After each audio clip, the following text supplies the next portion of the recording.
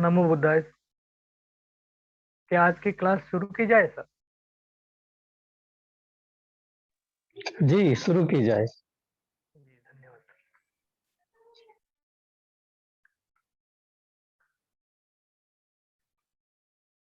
सभी को नमो बुद्धाय। भदंताचार्य बुद्धदत्त पाली संवर्धन प्रतिष्ठान तथा पाली प्रचार एवं जनकल्याण समिति द्वारा आयोजित व्यावहारिक पाली व्याकरण कार्यशाला का आज 19वां दिन है। 1 फरवरी से 21 फरवरी तक चलने वाली इस कार्यशाला में उपस्थित सभी महानुभावों का मैं आज डॉक्टर कीर्तिराज लोनारे सभी का स्वागत करता हूँ। आज तक हमने पाली कार्यशाला में बहुत महत्वपूर्ण लोगों ने सहयोग दिया है। सबसे पहले मैं तथागत बुद्ध को नमन करता हूँ। महान सम्राट अशोक इनको नमन करता हूँ तथा विश्व रत्न परम पूज्य डॉक्टर बाबा साहब अम्बेडकर इनको मैं प्रणाम करता हूँ, नमन करता हूँ। आज महाराष्ट्र के छत्रपति शिवाजी महाराज इनकी जयंती है, उनको भी मैं नमन करता हूँ। महाराष्ट्र के सभी सहभागी प्राध्यापक तथा अध्ययनार्थी और सभी भारत से तथा नेपाल से सहभागी हुए इस पाली सीखने के लिए आए सभी का मैं पुनः एक बार स्वागत करता हूँ। सर्वप्रथम हम त्रिचरण पंचशील ग्रहण करेंगे। सभी से निवेदन है कि आप भी त्रिचरण और पंचशील ग्रहण करें।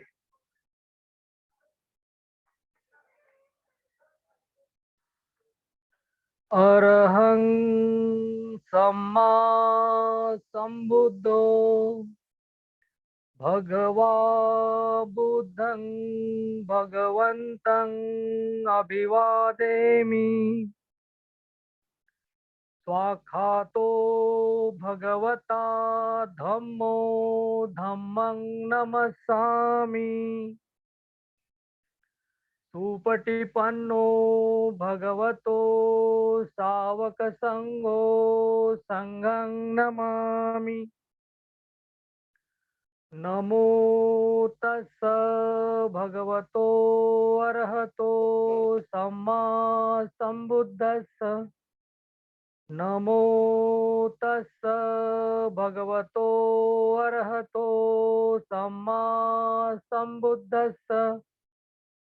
नमो तस्स भगवतो अरहतो सम्मा संबुद्धस्स। बुद्धं शरणं गच्छामि। धम्मं शरणं गच्छामि। संघं शरणं गच्छामि। द्वितीयंपि बुद्धं शरणं गच्छामि। द्वितीयंपि धम्मं शरणं गच्छामि। द्वितीयंपि संघं शरणं गच्छामि। तृतीयंपि बुद्धं शरणं गच्छामि। तृतीयंपि धम्मं शरणं गच्छामि। तृतीयंपि संघं शरणं गच्छामि। पाणातिपाता वेरमणि सिक्खापदं समादियामि। अदिन्नादाना वेरमणि सिक्खापदं समादियामि। कामेषु मिच्छाचारा वीरमणि सिक्खापदं समादियामि मुसावादा वीरमणि सिक्खापदं समादियामि सुरामेरय मज्जपमादट्ठाणा वीरमणि सिक्खापदं समादियामि साधु साधु साधु बुद्धं नमामि धम्मं नमामि संघं नमामि अहं वंदामि सर्वदा। नमो बुद्धाय। सभी को धन्यवाद। सभी ने त्रिशरण और पंचशील ग्रहण किया है। आज का ये जो सत्र है, आदरणीय विजय कुमार जी झुमरे सर 3 दिनों से ये सत्र चला रहे हैं और इस सत्र का आज भी जो भी और आगे का जो भाग है वो झुमरे सर लेने वाले हैं। तो हमें कुछ बातें याद रखनी होती है। जैसे हम बात करते हैं, एक दूसरे से बात करते हैं, तो वर्तमान काल में हम बहुत सारी बातें करते रहते हैं। हम कुछ बातें भविष्यकालीन भी बताते हैं कि हम ऐसा करेंगे, हम वैसा करेंगे, और कुछ बातें ऐसे भी बोलते हैं एक दूसरे से कि हमने ऐसा किया वैसा किया। तो ये हम पाली में बोलना चाहते हैं, तो हमें पाली में बोलना है और हम पाली में बात भी कर रहे हैं। तो ये तीनों तीनों जो बातें हैं, कल भी किया था, आज भी कर रहा हूं और कल भी करना है।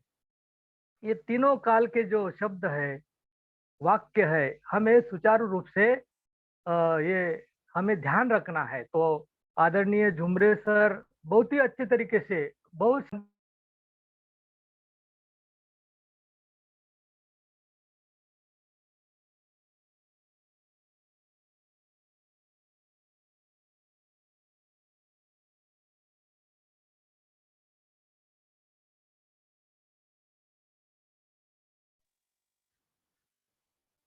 तो ये जो हमें बात करना है, लिखना भी है, और जो जो लिटरेचर है, सर मेरी आवाज आ रही? जी आ रही आ रही। ये जो बात करना है, लिखना भी है और पढ़ना भी है। बहुत लिटरेचर।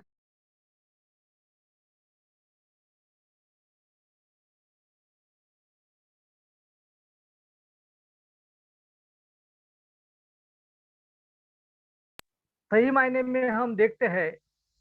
हेलो। हाँ।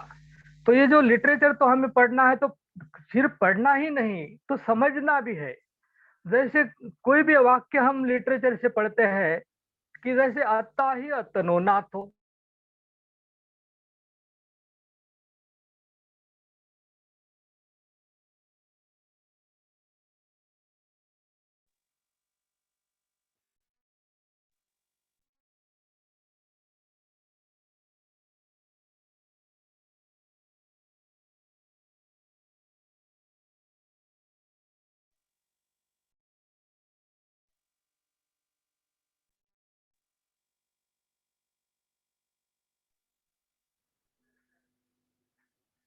सॉरी सर, थोड़ा डिस्टर्ब हो गया, कॉल आ रहा बार बार एक, सॉरी तो तो ये जो, हाँ हाँ,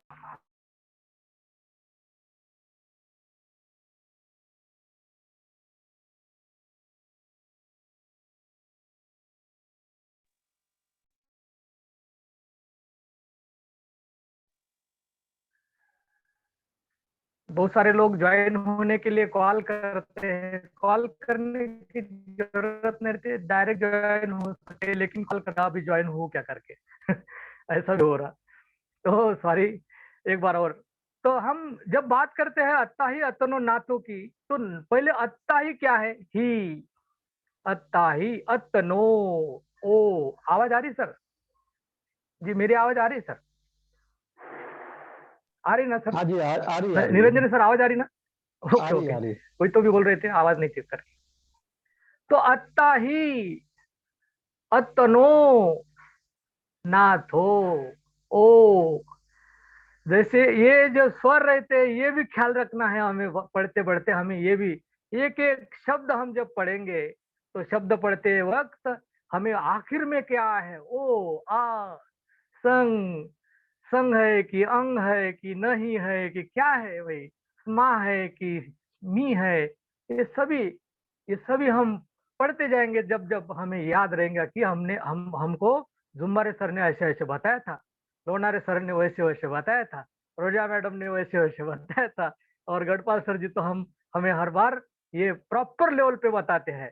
तो ये जो सुनना है, बड़े अच्छे से ध्यान रखना है। तो ये तो बहुत सरल लैंग्वेज है, पाली लैंग्वेज बहुत सरल है।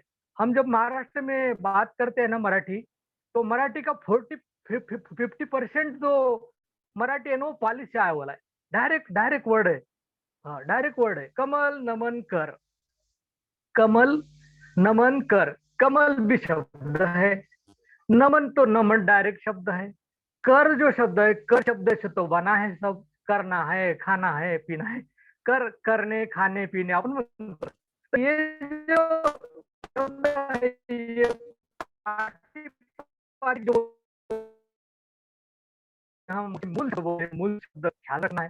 मूल शब्द एक बार हमें फिर से शब्द ख्याल में रखेंगे तो पूरा हम राइटिंग कर सकेंगे। निबंध लेखन जो रहता है निबंध लेखन, वो निबंध लेखन तो बहुत इजी हो जाएगा। तो उस दिन तो हमने एक निबंध लिखा, डायरेक्ट एक शब्द बड़ा बड़ा बड़ा बड़ा के बात है आप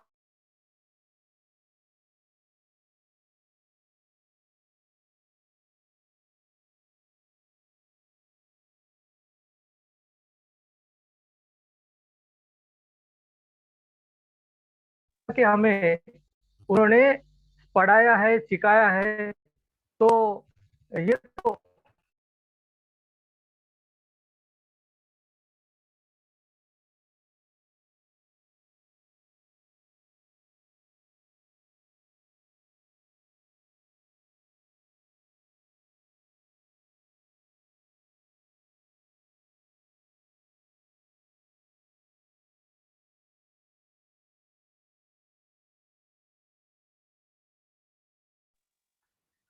हेलो सर। हेलो, हाँ जी, हेलो आपकी सर। आवाज नहीं आ रही, बीच बीच में आपकी आवाज नहीं आ रही। जुमरे जी, मेरी आवाज आ रही है ठीक से? जी जी सर, क्या जुमरे जी, मेरी आवाज आ रही है?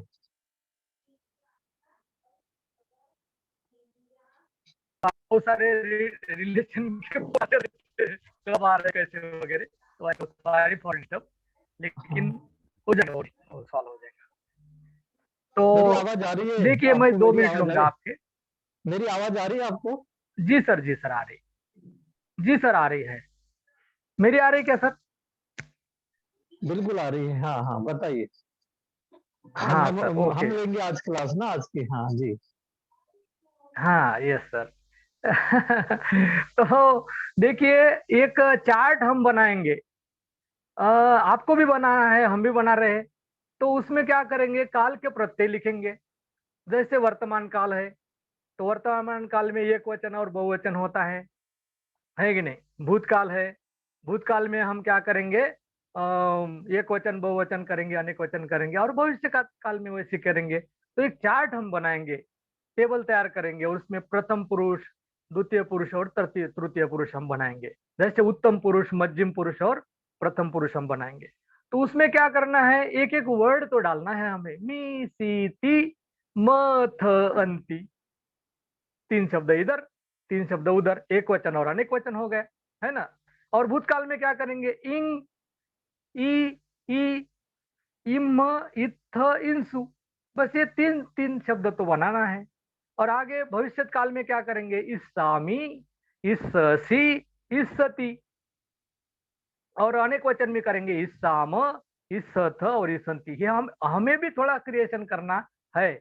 हम तो प्रोवाइड कर रहे हैं ऑनलाइन के बेस पे, लेकिन हमें भी थोड़ा एक्टिव होके ये शब्द जब हैंडराइटिंग से हम लिखेंगे, हाथ से लिखेंगे, तो हमें प्रॉपर लेवल पे वो हमारा मेमोरी में जाएगा, प्रॉपर मेमोरी और रिकॉल होगा कि कौन कौन से सर ने हमको ये पढ़ाया था, ये कौन सा शब्द आता है, अगर ये आखिर में म आता है तो वो यमहं वदामि तं वदथ, ऐसे बोलते हैं ना भंते जी। तो भंते जी जब बोलेंगे वदथ कहाँ पे आया है भाई, हम ढूंढ लेंगे, अरे ये तो भविष्य काल में है, अनेक वचन में है। ये जो बात है ये समझ में आना है हमें। तो इसी के साथ मैं अपना प्रारंभिक प्रास्ताविक समाप्त करता हूँ। आदरणीय झुमरे सर से विनंती करता हूँ कि आज की कक्षा बड़ी विनम्रता से शुरू कीजिए। आदरणीय झुमरे सर, धन्यवाद।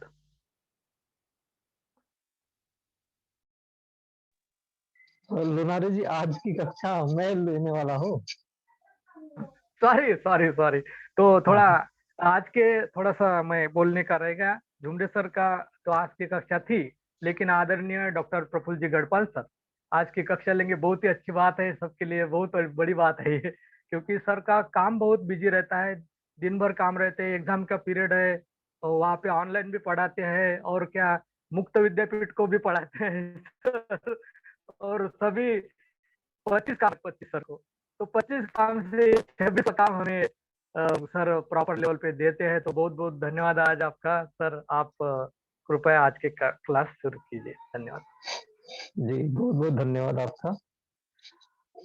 आज जो है व्यवहारिक पाली व्याकरण कार्यशाला का 19वां दिन है, 19 तारीख है। और आज हम इसका जो है हमने पिछले दिनों चर्चा की थी कि एक प्रॉपर जो है पूरा एक बार हम रिवाइज करेंगे। तो हम आज का संडे है, इसलिए आज रविवार के दिन इस कक्षा को हम आरंभ कर रहे हैं, ले रहे हैं। नमो तस्स भगवतो अरहतो सम्मा संबुद्धस्स। नमो तस्स भगवतो अरहतो सम्मा संबुद्धस्स। नमो तस्स भगवतो अरहतो सम्मा संबुद्धस्स। आज हम ये 8वीं शती परित्त से मंगलाचरण से हमारे आज की कक्षा का आरंभ करेंगे। तणहंकरो महावीरो मेधं करो महायशो शरणं करो लोकहितो दीपं करो ज्योतिन्धरो कौंडन्यो जनपामुखो मंगलो पुरुषासभो सुमनो सुमनो धीरो रेवतो रतिवर्धनो शोभितो गुण संपन्नो अनुमदस्सी जनुत्तमो पदुमो लोकपज्योतो नारदो वरसारथी पदुमुत्तरो सप्तसारो सुमेधो अग्गपुग्गलो सुजातो सब्बलोकज्ञो पीयदस्सी नरासभो अर्थदस्सी कारुणिको धम्मदस्सी तमोनुदो सिद्धर्थो असमो लोके तिस्सो वरद संवरो फुस्सो वरद संबुद्धो विपस्सी च अनुपमो सीखी स बहितो सत्था विश्वभू सुखदायको ककुसंधो सत्थवाहो कोणागमनो रणञ्जहो तस्सपोषीरि सम्पन्नो गौतमो शक्यपुङ्गवो ते संसच्चेन शीलेन खन्ति मेत्ता बलेन च तेऽपि त्वम् अनुरक्षन्तु अरोगेण सुखेन चाति। तो 28वीं शती परित्त से हमने आज की कक्षा का आरंभ किया और आप सभी का हम हृदय से स्वागत करते हैं आज की इस कक्षा में। और इस कक्षा में हम अब तक जो कुछ हमने पढ़ा है एक बार रिवाइज करेंगे, चर्चा करेंगे, उस पर विमर्श करेंगे। और हम आपको आरंभ में ही बता देना चाहते हैं कि आज की कक्षा में थोड़ा सा ज्यादा समय लग सकता है, लेकिन आज की कक्षा बहुत ही महत्वपूर्ण है। हमेशा कक्षाएं महत्वपूर्ण ही रही है, लेकिन आज हम सारे विषय को एक साथ ले रहे हैं। इस दृष्टि से आज की ये कक्षा उस मायने में आपको बहुत सारी जानकारियों को एक ही जगह उपलब्ध कराएगी। तो आओ पाली सीखे, चलो पाली सिखाए, इस ध्येय के साथ में स्वयं पाली सीखना है और दूसरों तक भी इस पाली के रथ को लेकर जाना है। तो हम हमेशा आपके बीच में एक चर्चा करते हैं कि पाली एक सरल भाषा है और भारत की भाषाओं में पाली के बहुत सारे शब्द और धातुएं बड़ी मात्रा में प्राप्त होते हैं। इस कारण से निश्चित रूप से हम पाली भाषा के बहुत सारे शब्दों से पूर्वतः ही परिचित होते हैं। इस कारण से हमें भारतीयों को विशेषतः पाली सीखना आसान है, क्योंकि हमारी जो हिंदी, मराठी और भी जो प्रादेशिक भाषाएं हैं, बोलियां है, उसमें पाली के मिलते जुलते शब्द सीधे सीधे प्राप्त होते हैं। कुछ शब्द ऐसे हैं जो कि थोड़े से परिवर्तन के साथ प्राप्त होते हैं। तो थोड़े से प्रयासों से कम समय में ही इस भाषा को सीखकर इसमें उपलब्ध गाथाओं और सूक्तों को हम बिना अनुवाद के सीधा सीधा समझ सकते हैं, सीख सकते हैं। आज हम जो कक्षा है उसमें शब्दों को पढ़ेंगे, पदों को पढ़ेंगे, और वो पद दो प्रकार के होंगे, शब्द दो प्रकार के होंगे, नाम और क्रिया। आपको एक बात याद रखना चाहिए कि ये जो शब्द होते हैं उनको हम पद इस संज्ञा से भी अभिहित करते हैं, जानते हैं, समझते हैं। नाम वो होते जो कि सामान्यतः संज्ञाएं हैं, और संज्ञाओं में इनमें जब हम विभक्तियों को जोड़ देते हैं तो उसे पद कहा जाता है। इसी तरह से क्रिया, क्रिया का जो मूल रूप है वो है धातु, और धातु में जब हम टी इत्यादि प्रत्ययों को जोड़ते हैं तो उसको भी हम पद के नाम से जानते हैं। तो ये बातें हमें याद रखना चाहिए कि इन्हें पद कहा जाता है, जैसे नाम पद या संज्ञा पद और क्रियापद इत्यादि। तो इनकी सहायता से आज हम कुछ सरल वाक्यों के निर्माण की प्रविधि को सीखेंगे। और आज की कक्षा में हम प्रमुखता से नीचे दिए हुए इन विषयों के ऊपर चर्चा करेंगे। जैसे पाली में परिचय, परिचय के माध्यम से हम शब्दों के लिंगों को जानेंगे और बहुत सारे नए शब्दों का परिचय हम प्राप्त करेंगे। और तीनों लिंगों में जो व्यवहारिक शब्द है उनका परिचय प्राप्त करके उनका कैसे उपयोग करना है हमारे जीवन में, व्यवहार में, उसको हम सीखेंगे। इसी तरह से प्रातिपदिक या मूल शब्दों के द्वारा विभक्तियों का निर्माण करना हम सीखेंगे और विभक्ति सूत्र सीखेंगे। और इन जो केवल थोड़े से विभक्ति सूत्रों को सीखकर हम पाली में उपलब्ध पूरे व्याकरण में या पूरे त्रिपिटक में जितने भी शब्द है उन सभी शब्दों को बनाना सीख जाएंगे। हमें थोड़ा सा प्रयास करेंगे। आज की कक्षा को यदि आप सावधानी पूर्वक देखेंगे और बीच बीच में जो विषय आएंगे उनका आप स्क्रीनशॉट लेकर रख लेंगे तो ये आपको बहुत ही काम आएगा। तो इसी तरह से हम आगे चलकर विभक्तियों का अर्थ लगाना और उनका प्रयोग करना, इस बात को भी सीखेंगे। ऐसे ही क्रिया रूप एवं विभक्तियों का सम्मिलित प्रयोग हम देखेंगे और फिर तीनों कालों का प्रयोग भी आज सीखेंगे। और इसके अतिरिक्त बहुत सारी चीजें जो है आपको आज की कक्षा में उपलब्ध होगी। वैसे तो हम देख रहे हैं कि हमारे इस प्लेटफॉर्म पे बहुत ही विज्ञ जो है प्राध्यापकों के द्वारा, शिक्षकों के द्वारा पाली सिखाने का प्रयास किया जा रहा है और वे अपने इस प्रयास में सफल भी हो रहे हैं। तो उनके बहुत सारी उनके द्वारा दोहराई बातों को मैं आज आपके समक्ष रखूंगा। आज जैसे देखते हैं परिचय में, पाली में परिचय कैसे करेंगे। तो जैसे मैं अपना परिचय दूंगा तो सीधी सी तरह से मम नाम प्रफुल्लो, इस तरह से देंगे हम अपना परिचय। मैं अपना परिचय दूंगा मम नाम प्रफुल्लो, यानी मेरा नाम प्रफुल्ल, मेरा नाम प्रफुल्ल, ऐसा हिंदी में हम कह सकते हैं। मराठी में माझा नाम प्रफुल्ल, ऐसा करेंगे। तो यहाँ पर मम का अर्थ होता है मेरा और नाम का अर्थ नाम।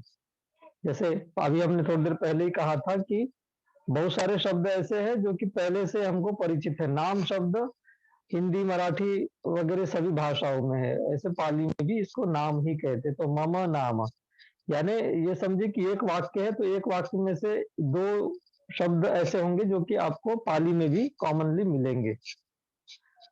तो ऐसे ही अगर नया हम सेंटेंस बनाएंगे, नया वाक्य बनाएंगे, तो जैसे राहुल है, राहुल अपना परिचय देगा तो कहेगा कि मम नाम राहुलो। इसी तरह से राजीव कहेंगे कि मम नाम राजीव। विजय अपना परिचय देते हुए कहेंगे मम नाम विजयो। ऐसे ही आपको कुछ और उदाहरण देते हैं कि किसी का नाम आनंद है तो वो अपना परिचय मम नाम आनंदो इस तरह से देंगे। ऐसे ही है कि मम नाम विनयो, मम नाम गौतमो, मम नाम सामो, मम नाम कश्यपो, मम नाम अंकितो, मम नाम अनाथ पिंडिको, मम नाम भारतो, मम नाम सारिपुत्तो, मम नाम अमतो, मम नाम अजयो, मम नाम विकासो, मम नाम मोहनो, मम नाम साकेतो। आप लोग भी अपना अपना नाम इसी तरह से, क्योंकि आपका तो अभी अच्छी तरह से अभ्यास हो चुका है, आप चैट बॉक्स में लिखकर भेज सकते हैं अपना नाम, मम नाम, और उसके आगे अपना नाम लिखकर। जो पुरुष वर्ग के लोग हैं वो भेज सकते हैं इस तरह से। इसी तरह से कुछ नाम ऐसे हैं जो कि दो शब्दों से बने हुए, जैसे कि महेश तो महेशो, नरेश है तो नरेशो, सुरेश सुरेशो। इस तरह से ये नाम यहाँ पर आपको दिखाई देते हैं। कुछ नाम ऐसे हैं जैसे दिनेंद्र है, राजेंद्र है तो दिनिंदो, राजिंदो, शैलिंदो, नितेंद्र को नितिंदो, जितेंद्र है तो जितिंदो, बुद्ध प्रिय है तो बुद्ध प्रियो, धम्म प्रकाश है तो धम्म प्रकाशो। इस तरह से अपना नाम आप बता सकते हैं। ये थोड़ा हमें याद रखना है। हालांकि ये जो विषय है संधि का है, लेकिन फिर भी आप इस तरह से अपने नाम को कैसे लिखना है ये जान सकते हैं। तो आप में से बहुत सारे लोग मम नाम सदाशिवो, मम नाम मनीषा इत्यादि लिखकर भेज रहे हैं, बहुत ही अच्छी बात है ये। कुछ स्त्रीलिंग शब्द को हम देखेंगे, ये नाम के सहारे सहारे हमने लिंग ज्ञान भी हम प्राप्त कर रहे हैं। तो स्त्रीलिंग शब्द देखेंगे तो स्त्रीलिंग में भी जो स्त्री है, स्त्री वर्ग के लोग, वो इस तरह से परिचय दे सकते हैं। मम नाम सुजाता, मम नाम लता, मम नाम सारिका, मम नाम नरिंद्र, बहुत अच्छा, मम नाम वंग्यलो, मम नाम सारिका, मम नाम संगमिता। तो स्त्रीलिंग में इस तरह से बता रहा है। मम नाम गीता, मम नाम संगप्रिया, मम नाम बबीता, मम नाम सुनंदा। इसमें ज्यादा परिवर्तन हमें दिखाई नहीं देता है। ऐसे ही मम नाम सुभद्रा, मम नाम शैला, मम नाम रेखा, मम नाम धम्मदिन्ना, मम नाम खेमा, मम नाम यशोधरा, मम नाम वैशाली, मम नाम अम्बपाली। ऐसे हम परिचय दे सकते हैं। तो परिचय देना बहुत ही सरल है। पहले आप अपना परिचय बताइए, मम नाम, जैसे कि, और यहाँ पर जैसे आप ब्लैंक दिया हुआ है, इसमें आप अपना नाम डालिए। ऐसे ही किसी को नाम आपका पूछना है तो पुरुष जाति के लिए जब पूछेंगे तो आप पूछेंगे भवंतस्य नाम, ऐसा बता सकते हैं आप, भवंतस्य नाम, यानी अपना नाम पहले बताएंगे कि मामा नाम प्रफुल्लो, फिर दूसरे का भी नाम आप बता सकते हैं। जैसे भवंतस्य नाम, आपका नाम मोहन है तो आप बोलेंगे भवंतस्य नाम मोहनो। लेकिन कोई लेडी है, स्त्री है, तो उसको उसका नाम भोतिया नाम। तो जैसे किसी का नाम किसी महिला का नाम रेखा है तो आप बोल सकते हैं भोतिया नाम रेखा, या भोतिया नाम लता। तो इस तरह से आप अपना परिचय भी दे सकते हैं और दूसरे का भी परिचय दे सकते हैं, बता सकते हैं। ऐसे ही आप प्रश्न पूछेंगे, यदि उनका नाम पूछना है तो कोई पुरुष है तो उनसे बोलेंगे कि भवंतस्य नाम किंग। किंग का अर्थ होता है क्या, भवंतस्य यानी आपका, पुरुष के लिए। और भोतिया स्त्रीलिंग में है, षष्ठी विभक्ति में भोतिया, तो भोतिया नाम किंग। इस तरह से प्रश्न आप पूछ सकते हैं। तो ये परिचय जो है बहुत ही सरल है, इसको आपको याद रखना चाहिए। इतनी बातों को आपको याद कर लेना चाहिए, जिससे कि आपको बहुत आसानी होगी परिचय देने में भी और परिचय प्राप्त करने में भी। अब हम शीघ्र ही आगे बढ़ते हुए नपुंसकलिंग शब्दों को देखते हैं। यहाँ पर देखिए, जलंग यानी जल, नगरंग यानी शहर, ऐसे ही घरंग यानी घर, पन्नंग, आप आगे के हिंदी के अर्थ को आप देखते जाइए। पन्नंग, मूलंग, तीरंग, कग्गजंग, खीरंग, रत्थंग, वनंग। तो इस तरह से ये आगे आपको मीनिंग भी दी हुई, उसका अर्थ भी दिया हुआ है। तो जलंग, नगरंग, घरंग, पन्नंग, मूलंग, तीरंग, कग्गजंग, खीरंग, रट्ठंग, वनंग, ये ऐसे नपुंसक लिंग शब्द है। ऐसे नेत्रंग, मुखंग, धैयंग, सुवर्णंग, मत्थकंग, सोतंग, आसनंग, हादयंग, मंचंग, इस तरह से हम शब्दों को देख सकते हैं। नपुंसक लिंग के शब्द है ये। ऐसे ही देखिए, धनंग, उपनितंग, बीजनंग, पत्तंग, उपधानंग, पिट्ठंग, पिट्ठंग का मतलब पृष्ठ, चित्तंग यानी चित्र, चित्तंग का चित्त भी होगा, भत्तंग यानी भात, फिर शासना वर्णंग यानी लिफाफा, और पवत्ती पत्तंग यानी समाचार पत्र। ऐसे देखिए, अम्बंग यानी आम, फलंग यानी फल, रथंग रथ, विमानंग, विमानंग का मतलब एरोप्लेन होता है, और विमान का अर्थ जो है कोई महल भी होता है, स्थान भी होता है रहने का। विमान वत्थु, पेट वत्थु, इस तरह से भी हमारे ग्रंथ है, वो भी एक अर्थ है, लेकिन फिलहाल हम लौकिक अर्थ ही इसका लेंगे, विमान एरोप्लेन के रूप में। रेल स्थानकम, चलचित्र घरंग, पुलिस स्थानंग और डाक घरंग। इस तरह से हमने पुल्लिंग, स्त्रीलिंग और नपुंसक लिंग शब्दों को देखा। और एक हम देखेंगे और परिचय करने का एक दूसरा ढंग है अहंग। अहंग का मतलब होता है मैं। तो अहंग यानी मैं, जैसे कि अहंग पप्फुलो, अभी हमने इसके पहले हमने देखा था मम के माध्यम से, अब हम डायरेक्ट अहंग यानी मैं। तो अहंग पप्फुलो। ऐसे ही अहंग आशीषो, अहंग हस्सवर्धनो, अहंग पेमजी, अहंग भिक्खु संगानंदो, अहंग सोहनो, अहंग अशोको, अहंग रवि, ऐसे है हम सीधे सीधे भी अपना परिचय दे सकते हैं अहंग के माध्यम से। अहंग का मतलब होता है मैं। स्त्रीलिंग में भी ये बहुत ही सरल है, सीधे सीधे परिचय दीजिए। अहंग प्रीति यानी मैं प्रीति, अहंग पूजा, अहंग शरणा। आप लोग भी चैट बॉक्स में लिखकर बता सकते हैं अपना अहंग का प्रयोग करते हुए। अहंग वसंतो, हाँ, जैसे इन्होंने लिखकर भेजा है। अहंग संगमित्ता, अहंग रोजा, अहंग सुजाता, अहंग लता, अहंग सारिका, इस तरह से आप लिख सकते हैं। अहंग पप्फुलो। आइए अब हम कुछ और भी उदाहरण देखते हैं। जैसे अहंग अमीरो, अहंग सचिनो, अहंग अजयो, अहंग उदितो। ऐसे ही स्त्रीलिंग में अहंग माधुरी, अहंग सोनिया, अहंग अरुंधति, अहंग पीटी उषा, अहंग अलका, इस तरह से भी प्रयोग हो सकते हैं। असंग नहीं है, अहंग है, अहंग। अहंग का मतलब होता है मैं। ऐसे आप अहंग अपना नाम बता के अहंग प्रफुल्लो ऐसा बताएंगे तो प्रश्न भी आप पूछ सकते हैं कि भवन को, जैसे कि यहाँ पर भंते जी है, तो भंते जी ने अपना परिचय बताया कि अहंग भिक्खु संघानंदो।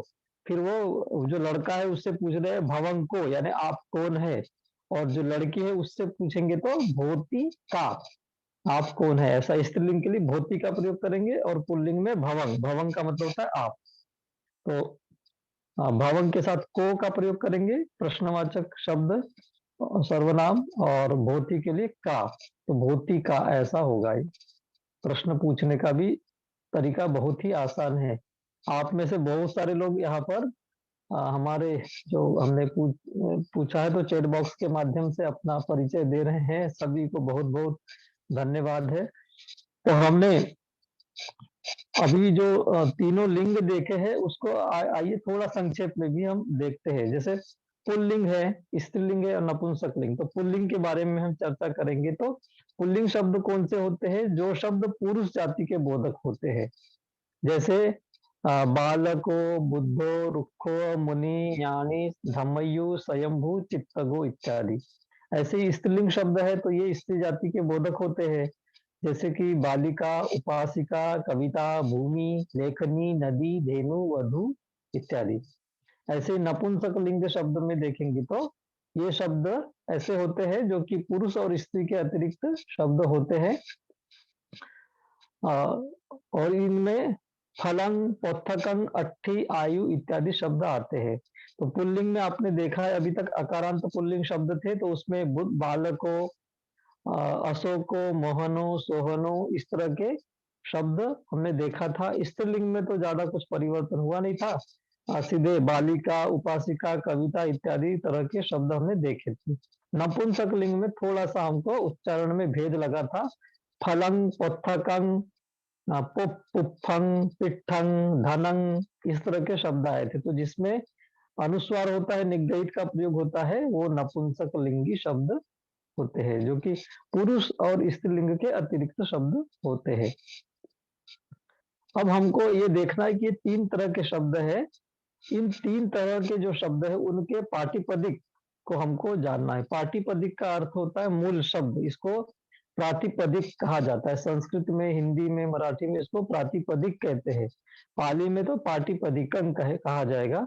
ये नाम शब्द के मूल रूप कहे जाते हैं। तो तीनों के पाटिपदिक को हमको जानना आना चाहिए। तो इसकी एक प्रविधि है, बहुत ही सरल है, आप बहुत आसानी से समझ सकते हैं इसको। जैसे कि यहाँ शब्द है, पुल्लिंग शब्द है, हमने देखा था बुद्धो, आनंदो, मुनि, ज्ञानी, धम्मयु, स्वयंभू, चित्तगु इत्यादि शब्दों को हमने देखा था। तो बुद्धो शब्द है, तो बुद्धो में जो बुद्ध शब्द है वो मूल शब्द है बुद्ध। उसी बुद्ध शब्द में विभक्तियों का प्रयोग हम करते हैं। तो ये हमको आना चाहिए, समझना आना चाहिए कि बुद्ध शब्द इसमें है। आनंदो, तो आनंदो में भी आनंद ये शब्द आया है, तो आनंद शब्द में ही विभक्ति लगेगी। इसी तरह से मुनि, तो मुनि में मुनि शब्द है, यानी में यानी, और धम्मयु में धम्मयु, स्वयंभू में स्वयंभू, और चित्तगो में चित्तगो शब्द है। जैसे कि मोहनो शब्द है, तो मोहनो का पाटिपदिक हो जाएगा मोहना। ऐसे ही मोहनस्य है, तो मोहनस्य का भी पाटिपदिक मोहना ऐसा ही होगा। बुद्धस्य है तो बुद्ध, ये हमको जानना है। वो चाहे किसी भी विभक्ति में वो शब्द होगा, तो उसका मूल रूप या प्रातिपदिक, पाटिपदिक हमको पता करते आना चाहिए, ज्ञात करते आना चाहिए। इसी तरह से यहाँ पे स्त्रीलिंग शब्द है, ये विभक्ति है, मान लीजिए इसकी प्रथमा एक वचन बालिका, तो उसका पाटिपदिक भी बालिका ही है। उपासिका का उपासिका, नदी का नदी, और वधु का वधु। और मान लीजिए तृतीया एक वचन में बालिकाय शब्द लिखा है, बालिकाय, तो उसका पाटिपदिक क्या होगा, केवल बालिका ही होगा। या सप्तमी एक वचन में उपासिकायं ऐसा लिखा रहेगा, तो उसका पाटिपदिक हम कैसे जानेंगे, यहाँ इसका मूल शब्द तो उपासिका शब्द है।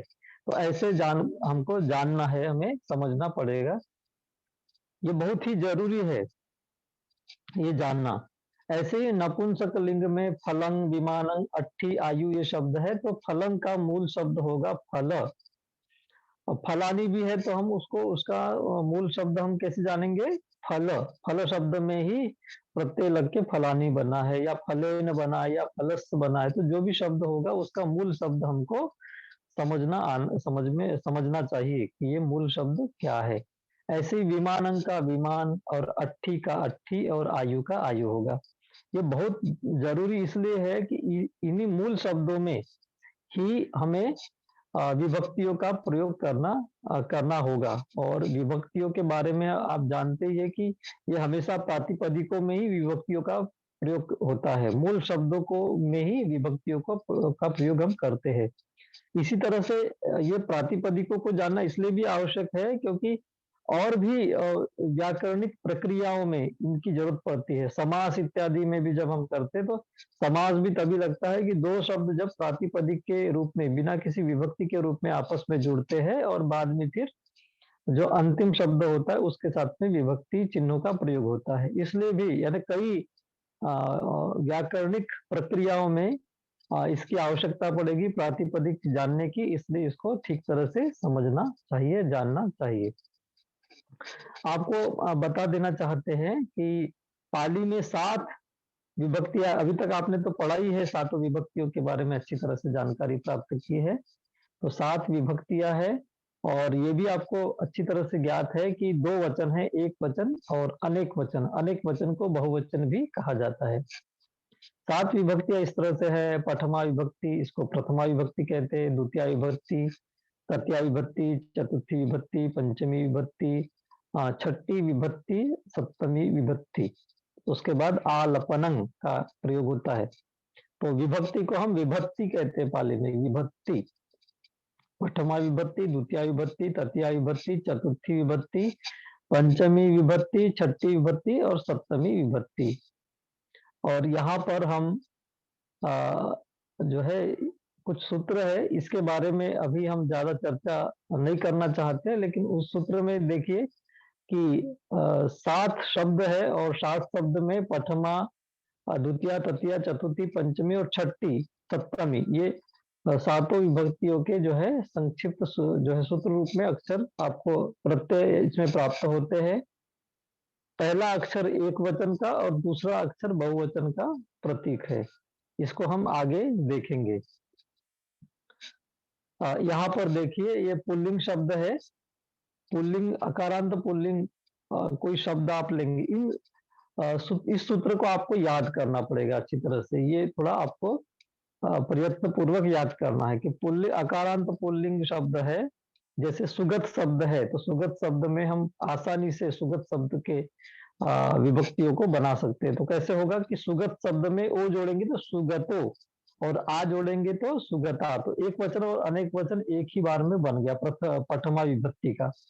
तो प्रथमा विभक्ति यानी 1 नंबर का मतलब है प्रथमा विभक्ति, 2 नंबर का मतलब द्वितीय विभक्ति, 3 नंबर का तृतीय विभक्ति, 4 का चतुर्थी, 5 का पंचमी, 6 का छठी और 7 का मतलब होगा सप्तमी विभक्ति। तो 7 विभक्तियां हैं, और उसमें एक वचन और बहुवचन दोनों के जो है प्रत्ययों को यहाँ पे दिया गया है। तो सुगत शब्द का ही उदाहरण देखते हैं। तो सुगतो, सुगता प्रथमा, सुगतं, सुगते द्वितीया, सुगतेन, सुगते ही तृतीया, सुगतस्स, सुगतानं चतुर्थी, सुगतस्मा, सुगते ही पंचमी, सुगतस्स, सुगतानं छठी और सुगतस्मिं, सुगतेषु, ये सप्तमी विभक्ति होगी। तो इस सूत्र को बहुत अच्छी तरह से आपको याद करना है। सूत्र याद करना बहुत ही सरल है। ओ आ अंग ए नहीं, सनंग स्माही सनंग स्मिंसु, ओ आ अंग ए नहीं, सनंग स्माही सनंग स्मिंसु। ऐसे आप 10-15 बार इसको दोहराएंगे तो आपको याद हो जाएगा। एक गीत की तरह आप इसको दोहरा सकते हैं। ओ आ अंग ए नहीं, सनंग स्माही सनंग स्मिंसु। इसी तरह से स्त्रीलिंग में ही आप देखेंगे तो आयो अंग यो यही, यनंग यही यनंग यंसु, आयो अंग यो यही, यनंग यही यनंग यंसु। इस तरह से बोल के आप आकारांत स्त्रीलिंग का भी सूत्र याद कर सकते हैं। और इसमें भी आप देखिए लता शब्द में इनको हम लगाएंगे। तो पहला है आयो, प्रथमा विभक्ति का, तो लता, लतायो प्रथमा। फिर दूसरा है अंगयो, तो लतंग, लतायो द्वितीया। तीसरा है यही, तो लताय, लताही तृतीया, लताय, लतानंग चतुर्थी, लताय, लताही पंचमी, लताय, लतानंग छठी, लतायंग, लतासु सप्तमी। इस तरह से आप लता शब्द को आसानी से यहाँ बना सकते हैं। ऐसे ही नपुंसकलिंग का सूत्र देखिए, अंगनी, अंगनी नहीं, सनंग स्माही सनंग स्मिंसु।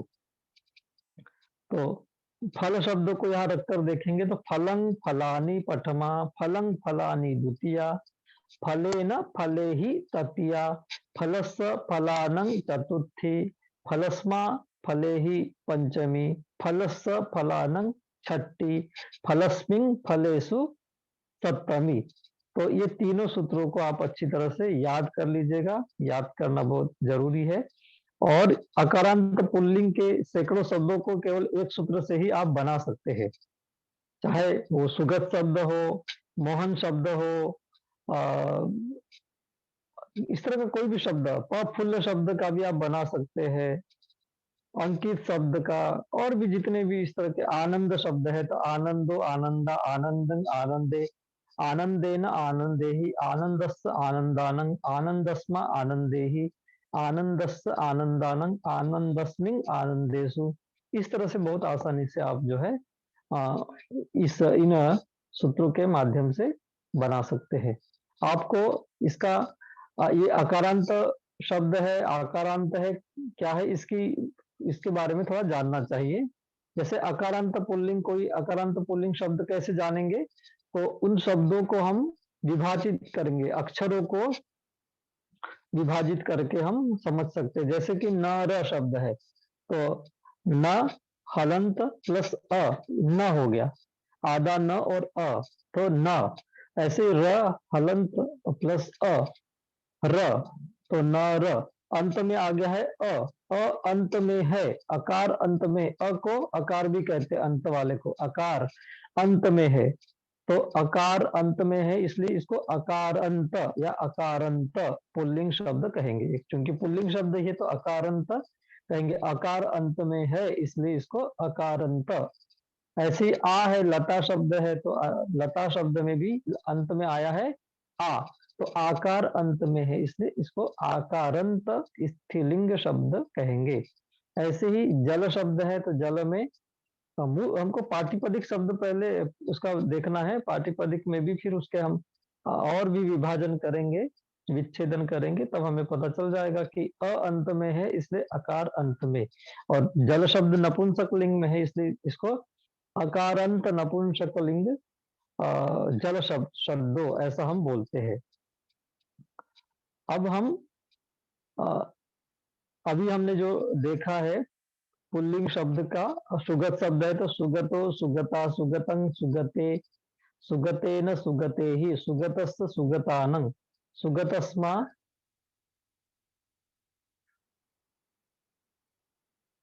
हाँ, अभी आपका एक प्रश्न हमारे सामने आएगा, सीओ अंग्यों का जो है प्रयोग हम कैसे करेंगे, तो अभी वो तो व्याकरण की प्रक्रिया है, हम उसमें न जाए। आपके पास बहुत ही ये सरल मेथड है, इसको ही आप ले लीजिए, ज्यादा व्यवहारिक है। उसको समझने के लिए हम अलग से कक्षा हम अरेंज करने का प्रयास कर रहे हैं। हमने आपसे बीच में चर्चा की थी कि थोड़े समय बाद हम जो पाली व्याकरण के जो विशिष्ट ग्रंथ है, उन ग्रंथों का ही अध्यापन करने के लिए एक अलग से हम वर्कशॉप करने वाले हैं। और सबसे पहले हम 31 दिन में पाली, ये जो भद्रंतान कौशल्यायन जी की किताब है, इसको सबसे पहले लेंगे, और इसी तरह से बाकी पुस्तकों को ले लेकर हम एक उस तरह का वर्कशॉप, यानी ग्रंथ अध्यापन का भी एक वर्कशॉप हम करना चाहते हैं। उसमें हम इस तरह की व्याकरण की और चर्चा करेंगे। फिलहाल आपके लिए यही है कि ये इन सूत्रों को आप याद कर लीजिए, और इससे ये लाभ होगा कि जितने भी पुल्लिंग के जितने भी शब्द, पुल्लिंग के इतने ही प्रकार के शब्द है, अकारांत पुल्लिंग है, इकारांत पुल्लिंग है, ईकारांत इकारांत पुल्लिंग शब्द है, उसी तरह से उकारांत और उकारांत और ओकारांत, केवल 6 प्रकार के पुल्लिंग शब्द है। हालांकि कुछ शब्द ऐसे भी है जो कि अनियत शब्द है, तो उनको अलग से हम देख सकते हैं। तो इन इन शब्दों को आप अच्छी तरह से इन सूत्रों को याद कर लीजिए, और सूत्रों में बहुत सारी समानता है। आप देखेंगे कि लाल अक्षर से जितने भी लाल अक्षर यहाँ दिखाई दे रहे हैं, वो हर जगह ऐसे ही है। थोड़ा सा आपको थोड़ा वो लाल अक्षरों में थोड़ा सा परिवर्तन है, बाकी जो नीले अक्षर है वो समान है। तो थोड़ा सा आपको परिवर्तन करके इनको याद कर लेना है। जैसे कवि शब्द है, इकारांत पुल्लिंग शब्द, तो यो, इंग यो, तो कवि, कवियो, कविं, कवियो, कविना, कविहि, कविस्स, कविनं, कविस्मा, कविहि, कविस्स, कविनं, कविस्मिं, कविसु, ऐसा आप बना सकते हैं। तो इन सूत्रों को आपको, ये 6 सूत्र पुल्लिंग के लिए याद करना है। इसी तरह से स्त्रीलिंग के लिए भी ये जो है 5 सूत्र आपके सामने हैं, इनको आप याद कर लीजिए। 5 सूत्रों के द्वारा आपको पांच सूत्रों का इसका स्क्रीनशॉट लेकर आप रख सकते हैं। तो इससे जो है स्त्रीलिंग के भी बहुत यानी प्रायः सभी शब्द इसमें समय समय आ जाएंगे। ऐसे ही नपुंसक लिंग में भी ये जो है 6 सूत्र है, ये 17 सूत्र है, इसको याद कर लीजिए तो मुझे लगता है कि आप 90% 95% शब्दों के विभक्तियों को बना सकते हैं। इतना सरल हो गया आपके लिए। थोड़ा सा प्रयास करना है आपको और फिर आपको सारी विभक्तियों के ये प्रत्यय यहाँ मिल गए हैं, आप सब उनको बना सकते हैं बहुत ही आसानी से। तो इसका स्क्रीनशॉट आप लेकर रख लीजिए अपने पास और उनको याद कर लीजिए और आसानी से आप इन शब्दों की विभक्तियों को बना सकते हैं। जो आप मूल जो अ, सूत्र है उस मूल सूत्र के ऊपर हम किसी दिन और चर्चा करके उसके ऊपर जो है थोड़ा आपको समझाने का प्रयास करेंगे, क्योंकि वो व्याकरण की प्रक्रिया है और उसमें इतने कम समय में सारी चीजों को हम समेट नहीं पाएंगे। तो अब हम विभक्ति के बारे में जानेंगे कि आपने मान लीजिए हम ये मानते हैं कि आप समझ गए कि इस तरह से हमको विभक्तियां बनानी है। तो विभक्तियां बनाना तो आप सीख गए हैं या आप कुछ शब्दों को याद कर लेंगे, लेकिन विभक्तियों का अर्थ क्या होता है उसको भी हम यहाँ पर संक्षेप में बताते हैं। हालांकि हमारे माननीय प्राध्यापकों ने आपको बताया है, फिर भी एक बार रिवीजन हम जो है रिवीजन की दृष्टि से इसको देख सकते हैं। विभक्ति का अर्थ होता है विभक्त होने की क्रिया या भाव, या इसको विभाग भी कर सकते हैं या डिस्ट्रीब्यूशन भी। विभक्ति है तो विभक्त होना। व्याकरण में जो शब्द है संज्ञा सर्वनाम तथा विशेषण के आगे जो है विभक्ति के प्रत्यय या चिन्ह लगते हैं और फिर इससे ज्ञात होता है कि क्रियापद से इनका क्या संबंध है। देखिए आपको हमें ये सातों विभक्तियां हमने आपके सामने रखा है। तो प्रथमा विभक्ति कर्ता कारक है, इसका हिंदी में अर्थ होता है ने।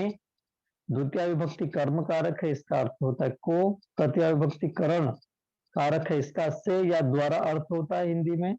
चतुर्थी विभक्ति संप्रदान कारक है, तो को या के लिए। ऐसे ही पंचमी अपादान से, और छठी विभक्ति संबंध है तो का के की। और सप्तमी विभक्ति अधिकरण है, इसका में और पर ये अर्थ होता है। आलपन को हम संबोधन कहते हैं, ये हमें याद रखना है। तो आप में से बहुत सारे लोगों ने इस तरह से याद भी किया होगा। कर्ता ने कर्म को करण से, संप्रदान के लिए अपादान से, संबंध काके की, अधिकरण में पर और संबोधन हे अरे भो, इस तरह से आपने याद किया होगा। तो ये विभक्तियों के हिंदी में अर्थ है और इनके माध्यम से ही अब हम आगे देखेंगे कि पाली में कर्ता और कर्ता कारक और क्रियापद का प्रयोग कैसे होगा।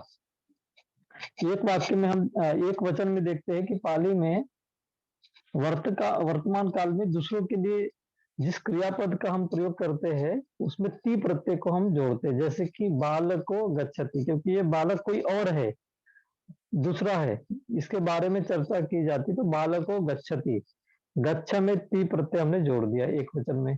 सो गच्छति, बालिका गच्छति, सा गच्छति। ऐसे ही उपासको आगच्छति, एसो आगच्छति, उपासिका आगच्छति, ऐसा आगच्छति। इस तरह से वाक्य में जिस शब्द द्वारा काम करने का वाले का बोध होता है उसे कर्ता कारक कहते हैं। तो यहाँ पे हम देखा कि ये सभी कर्ता कारक के रूप में प्रयुक्त हुए। जैसे वाहनंग धावती, तंग धावती, रेलयानंग चलती, एतंग चलती। एतंग समीप के लिए है और तंग दूर के लिए है। ऐसे ही कुछ वाक्यों को देखिए, बालको गच्छति, बालिका आगच्छति, वाहनं चलति। तो इसमें सभी में ती प्रत्यय का प्रयोग हुआ है और ये सभी जो है नाम जो है वो अन्य अन्य पुरुष के रूप में आए हैं। इसको प्रथम पुरुष भी हम लोग कहते हैं।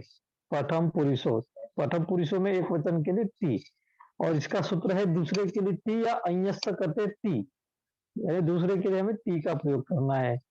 कुछ वाक्य है जैसे कि आनंदो पठति, गोपा लिखति, देवदत्तो हसति, रमा रुदति रथं चलति अश्वो धावति गजो खादति। ऐसे ही सिंहो पिबति शुनक शुनखो रक्षति सो वदति सा कथेति एषो पश्यति सा जानाति उपासको नमति बुद्धो विहरति साधको ध्यायति साधिका सुनोति। ये सभी कुछ उदाहरण है आपके सामने।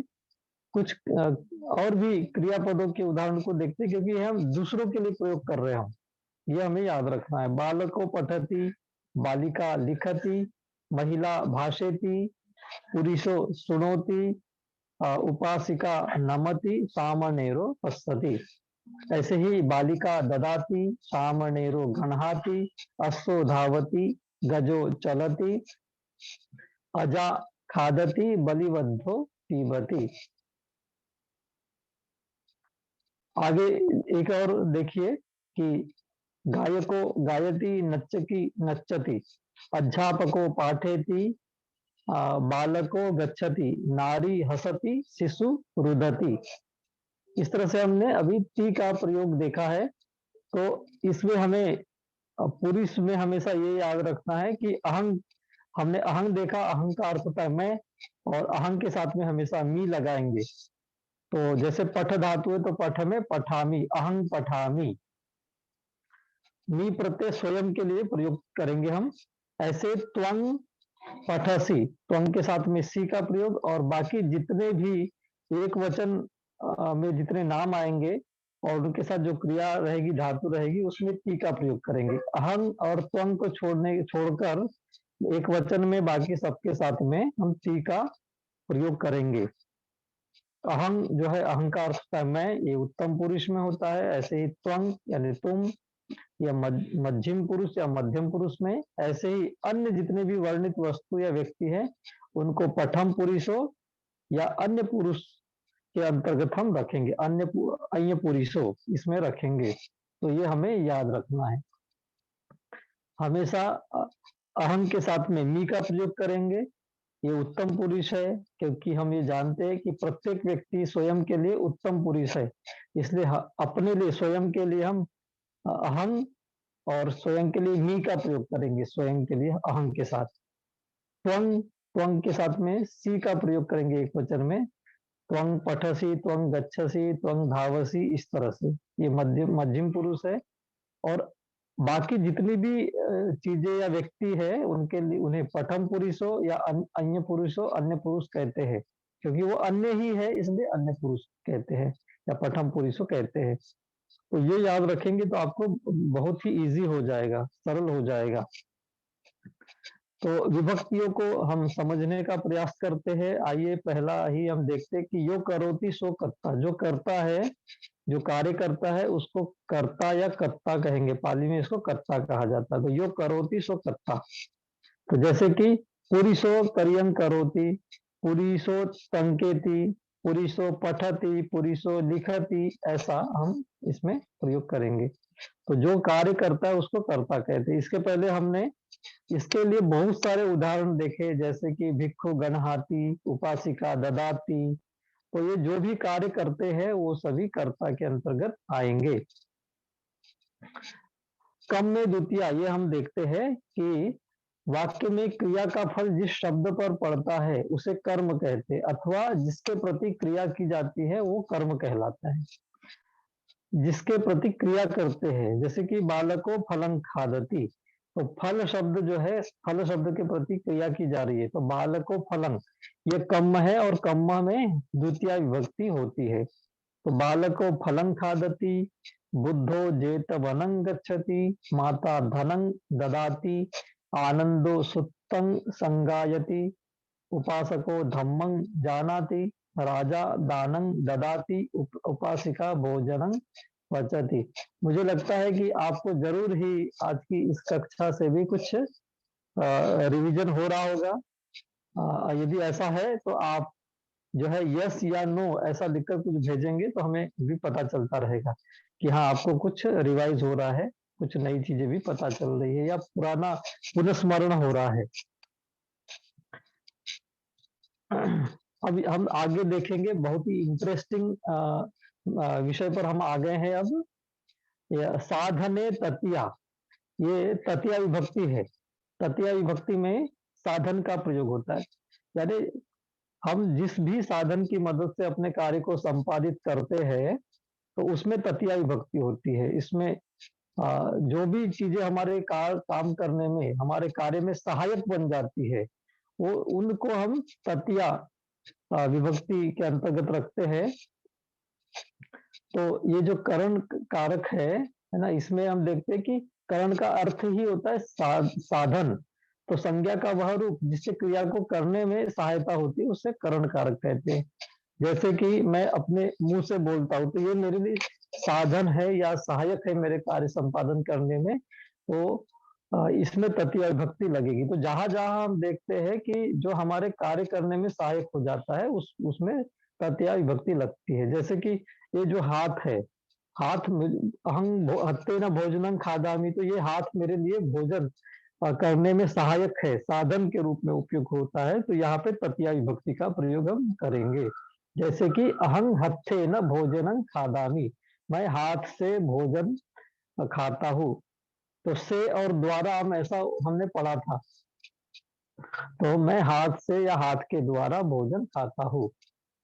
ऐसे ही उपासिका वाहने न गच्छति, उपासिका वाहन से जाती है। राधा पुस्तके न पठति, राधा पुस्तक से पढ़ती है। ऐसे ही कुछ और भी उदाहरण है, जैसे कि अहं हत्थे न कार्यं करोमि, मैं हाथ से कार्य करता हूँ।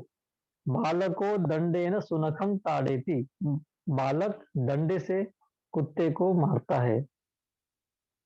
बालिका पुस्तकेन पठति, लोको धम्मेन चलति, राजा रथेन गच्छति। लोक धम्म से यानी धर्म से चलता है, राजा रथ से जाता है, राजा रथेन गच्छति। ऐसे ही अब हम चतुर्थी विभक्ति को देखेंगे। चतुर्थी विभक्ति भी बहुत ही सरल है। इसमें हमको इतना ही याद रखना है कि जिसके लिए कुछ दिया जाए या जिसको कुछ देते हैं तो उसका बोध कराने वाले शब्द को संप्रदान कारक कहते हैं, और जो प्राप्त करने वाला है यानी बेनिफिशियरी है उसमें चतुर्थी विभक्ति होगी। जिसको लाभ होता है, जो लाभार्थी है, प्राप्त करता है, जिसको कुछ उससे बेनिफिट हुआ है, कुछ लाभ हुआ है, उसमें चतुर्थी विभक्ति होगी। और ये प्रायः डा धातु के साथ में आप इसका प्रयोग करेंगे।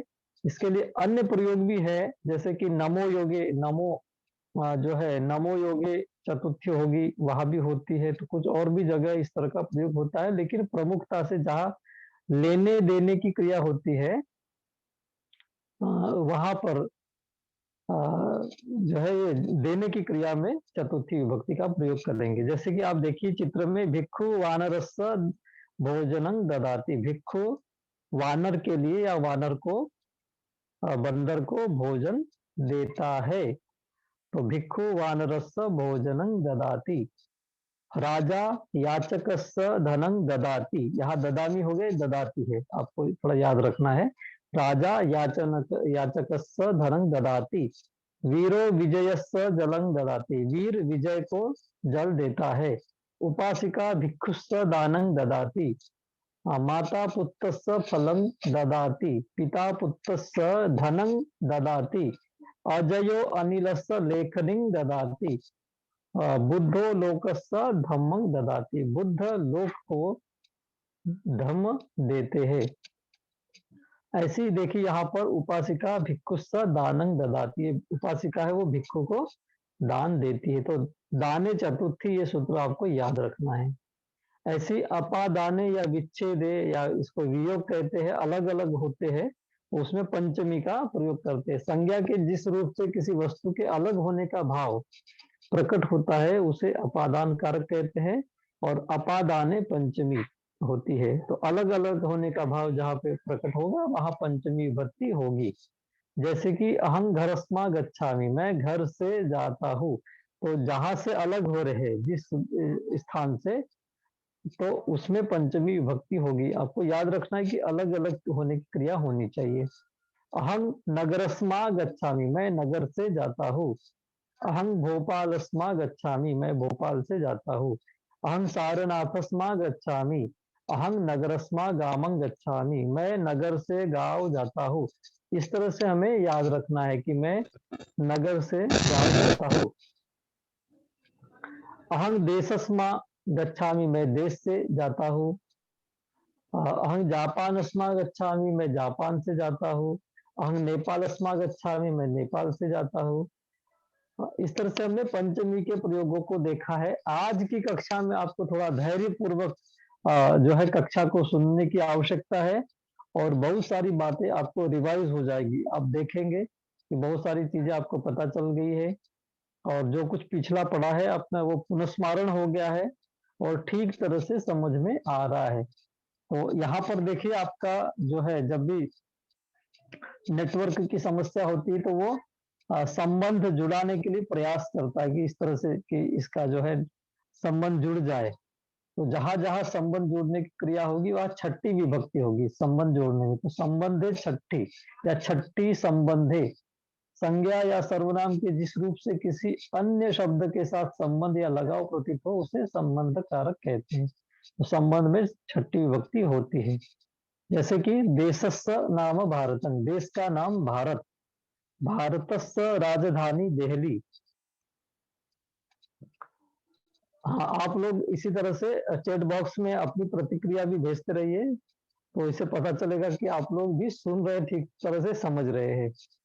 नगरस्य नाम नागपुरम और प्रदेशस्य नाम उत्तर प्रदेशो।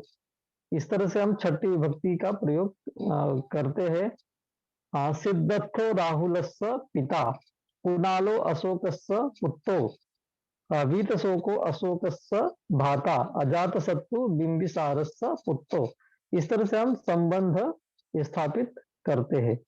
अब हम देखेंगे, बहुत ही संक्षेप में सारी जानकारी आपको बताई जा रही है कि आधारे सप्तमी, जहां जहां भी आधार का प्रयोग करेंगे तो संज्ञा या सर्वनाम के जिस रूप से क्रिया का आधार सूचित होता है उसे अधिकरण कारक कहते हैं।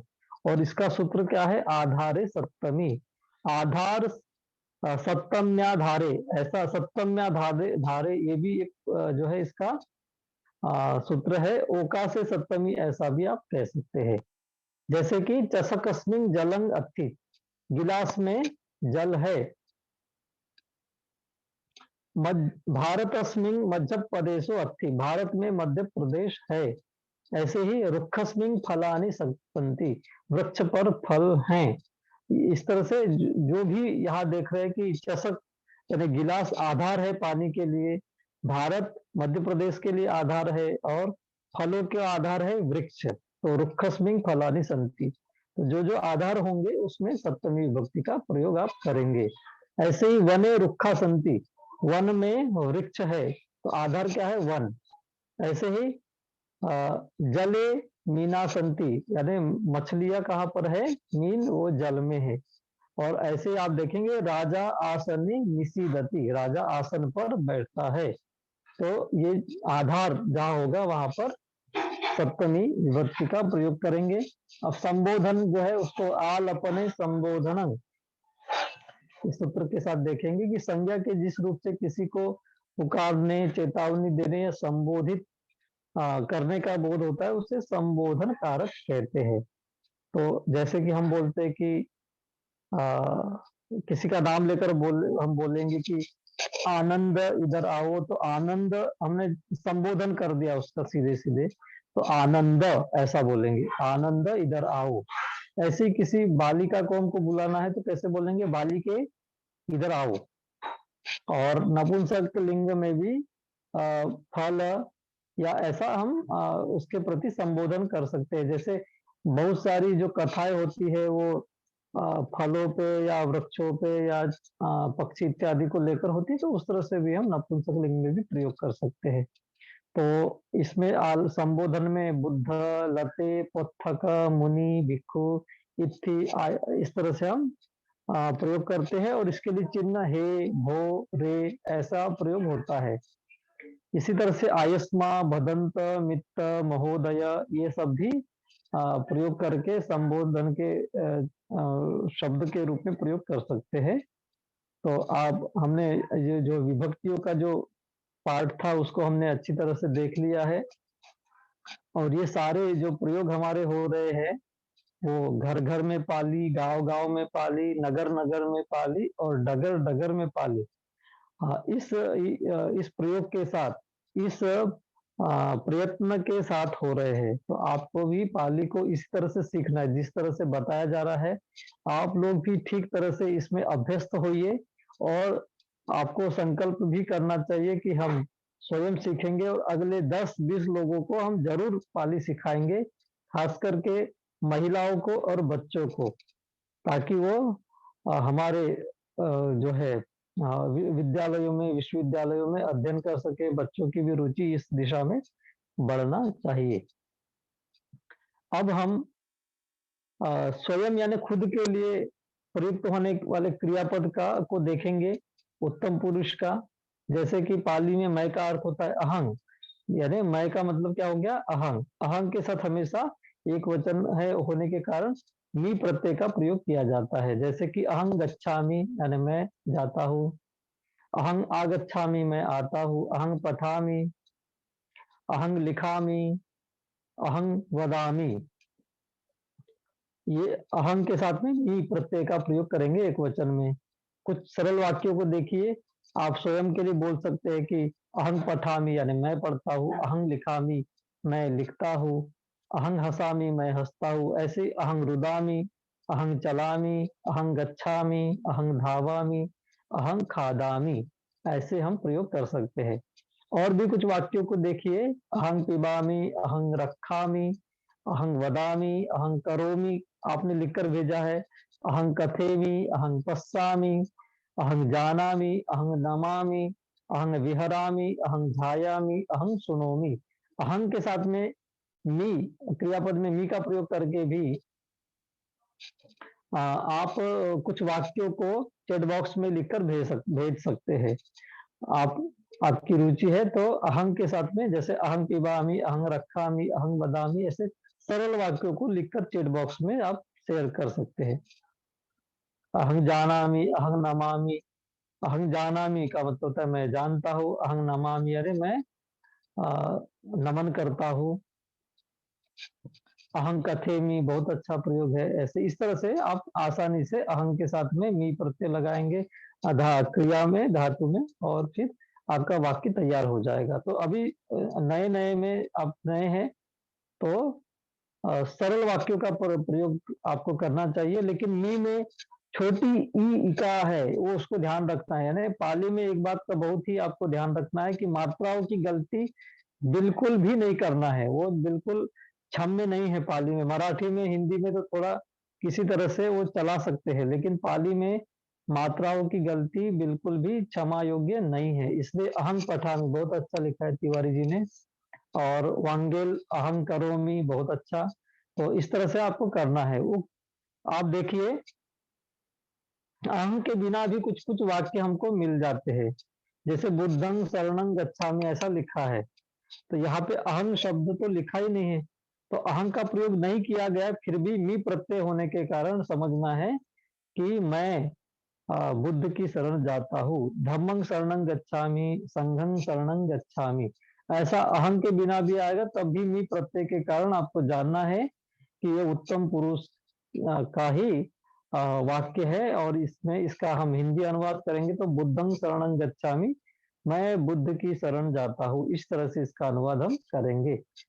पठामी, पुस्तकं पठामी, तो मैं पुस्तक पढ़ता हूँ, ऐसा हम लिखेंगे। तो अहम के बिना भी यदि प्रयोग मिलता है तब भी आपको इसको समझना है, जानना है। अब हम एक साथ में तीनों को देख लेते हैं कि दूसरों के लिए ती का प्रयोग करेंगे और अनेक वचन में अनति का प्रयोग करेंगे। जैसे कि अहं गच्छा, बालको गच्छति, बालका गच्छन्ति। मद जो खुद के लिए प्रयोग करेंगे, स्वयं के लिए, तो अहं गच्छामि, अम्हे गच्छाम। ऐसे ही हम जब मध्यम पुरुष का प्रयोग करेंगे तो त्वं गच्छसि, तुम्हें गच्छथ। ये प्रयोग, इसको हमें अच्छी तरह से याद रखना है। आप इसका स्क्रीनशॉट भी लेकर इसे ठीक तरह से याद कर लीजिए। और नहीं तो लोनारे जी जो है और विजय जी आपको टेबल जो है आपको शेयर करने ही वाले हैं, तो उन टेबल को भी आप याद कर सकते हैं। अब हम काल को देखेंगे, और बहुत ही मुझे लगता है कम समय में ही अब हमारी कक्षा समापन की ओर चलेगी, लेकिन इसको काल को आप बहुत ही धैर्य पूर्वक आपको समझना चाहिए। देखिए, इसमें आज, कल और कल, ये एक शब्द है, अज हियो सुवे, यानी आज और ये कल जो है, जो बीत चुका है, और एक ऐसा कल जो कल आने वाला है। तो जो आज है उसको हम वर्तमान काल कहते हैं, जो कल जो बीत चुका है उसको भूतकाल, और आने वाले कल का जो है भविष्यत काल, ये प्रयोग होता है। तो इसे वर्तमान को काल को वर्तमान कालो या पच्चुपन्न कालो कहते हैं। भूतकाल को भूतकालो या अतीत कालो कहा जाता है। इसी तरह से भविष्य काल को भविष्य कालो या अनागत कालो भी कहते हैं। हमने एक गाथा देखी, हमेशा इसको पढ़ते हैं, एच बुद्धा अतीता च एच बुद्धा अनागता पच्चुपन्ना च ये बुद्धा अहं वंदामि सर्वदा। एच बुद्धा अतीता च, भूतकाल में जितने भी बुद्ध हो चुके हैं, अतीत काल में, भूतकाल में, एच बुद्धा अनागता, और भविष्य काल में, भविष्य में जितने भी बुद्ध होंगे, पच्चुपन्ना च ये बुद्धा, यानी वर्तमान में जितने भी बुद्ध हैं, मैं अहं वंदामि सर्वदा, मैं उनकी हमेशा वंदन करता हूँ। ये, इसको आप याद रखेंगे तो ये काल में भी आपकी मदद हो जाएगी। अब देखिए कि काल, तीन कालों के ऊपर हम चर्चा करते हैं, और वर्तमान काल के वाक्यों के आधार पर आप भूतकाल और भविष्य काल के वाक्यों को सरलता से बना सकते हैं। जैसे कि भारतो पाठं पठति, यानी भारत पाठ पढ़ता है। इसी का हम भूतकाल में देखेंगे तो राहुलो पाठं पठी, राहुल ने पाठ पढ़ा। अगर ये आनंद पाठ पढ़ेगा तो आनंदो पाठं पठिष्यति, तो पठति पठी पठिष्यति, इतना सरल है बहुत।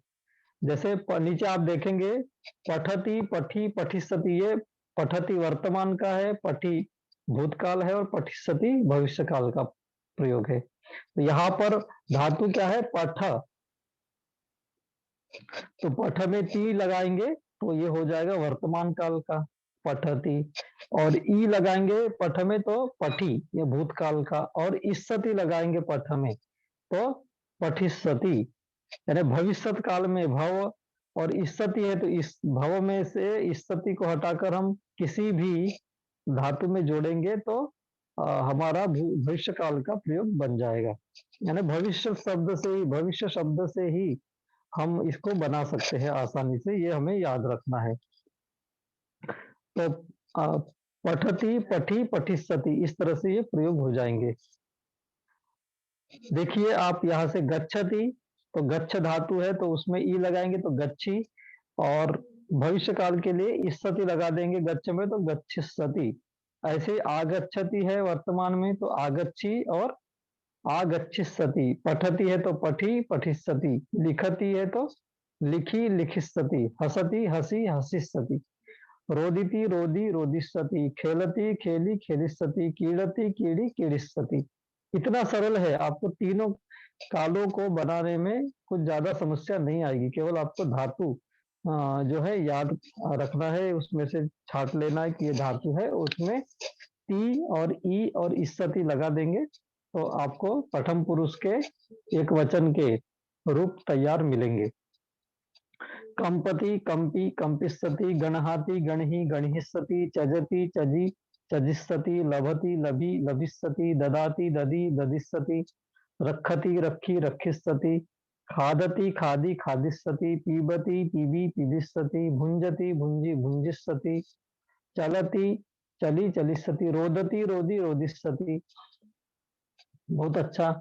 ऐसे धावती धावी धाविष्यति, निषिदति निषिदी निषिदिष्यति, नयति नयि नयिष्यति, आनयति आनयि आनयिष्यति, प्रशंसति प्रशंसी प्रशंसिष्यति, निंदति निंदी निंदिष्यति, विहरति विहरि विहरिष्यति, करोति करी करिष्यति, इच्छति इच्छि इच्छिष्यति, जलति जलि जलिष्यति। इस तरह से आप बना सकते हैं। नच्चति नच्ची नच्चिष्यति, गायति गाई गायिष्यति, धोवति धोवी धोविष्यति, पचति पची पचिष्यति, कथेति कथई कथयिष्यति, सुनोति सुनी सुनिष्यति, वसति वसी वसिष्यति, गायति गाई आ, गायति गाई गायिष्यति, वदति वदी वदिष्यति, पतति पति पतिष्यति। इस तरह से ये हम बना सकते हैं। इसका एक पूरा जो चार्ट आपको अभी तक आप बार बार बोल रहे थे, वो चार्ट आपके सामने है। इसको आप स्क्रीनशॉट ले लीजिए और आप सभी रूपों को आसानी से बना लेंगे। कुछ ऐसे भी इसमें कुछ प्रयोग है जो कि पाली में, व्यवहारिक पाली में जिनका प्रयोग नहीं होता, लेकिन पाली त्रिपिटक में वे प्राप्त होते हैं, तो वो भी यहाँ पर आपको दे दिए गए हैं। आप इसको स्क्रीनशॉट ले लीजिए, अपने पास रखिए और इसको देखकर इस चार्ट को आप आसानी से अन्य धातुओं में भी प्रयोग करके रूपों को बना सकते हैं। ये हमारा पाली वर्णमाला का चार्ट है आपके सामने, और इसको भी आपको याद करना है। और ये हमारे सभी कांटेक्ट है, आप जो है इन पे जाकर पाली के विषय में और भी ज्यादा जानकारियां प्राप्त कर सकते हैं। विशेषतः learnpali.in, इस पर जाकर आप बहुत सारे रिसोर्सेस का प्रयोग कर सकते हैं। खास करके पाली कॉम्पिटिशनल लिंग्विस्टिक्स जो है वो आपके लिए बहुत ही मददगार होगा बहुत सारी चीजों में। और पाली ई लाइब्रेरी, ई ग्रंथालय में भी कुछ ग्रंथ आपके सामने अभी है, और हम भविष्य में भी और भी बहुत सारे उसमें ग्रंथों को और रिसोर्सेस को अभी डालने चाहते हैं। अभी अगली आगे जो कक्षा आने वाली है, उसमें एक दिन हमने बहुत सारे नए और भी कुछ रिसोर्सेस तैयार किए हैं, वो आपको दिखाना चाहते हैं कि किस तरह से हम ये पाली के अध्ययन अध्यापन का क्रम चल रहा है, उसके साथ साथ हम बहुत सारे दूरस्थ शिक्षा के पाठ्यक्रमों को और सरल पाली शिक्षण की किताबों को हमने तैयार किया है, जो कि आपको मददगार होंगी। इसको सीखने में बहुत सारी मददगार होगी। और मैं चाहता हूँ कि मैं थोड़ी देर के लिए उन चीजों को भी आपके सामने प्रस्तुत कर दूं। यदि 10 मिनट आपका और भी लेंगे हम, और उन चीजों को भी हम दिखाना चाहते हैं, ताकि आपको पता चल सके कि किस तरह से ये चीजें, इन विषयों पर भी काम किया जा रहा है।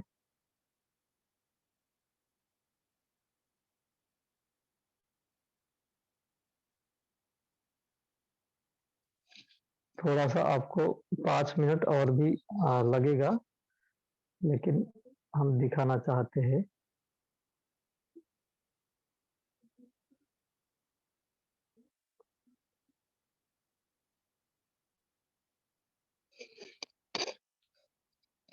ये जो है एक आओ पाली सीखे के अंतर्गत ये पाली सुबोधिनी नाम का जो है पुस्तक हम तैयार कर रहे हैं। ये बहुत ही नया तरह का एक कार्य है, जिसके बारे में हम आपको बताने के लिए बहुत ही उत्सुक है कि ये आप जाने।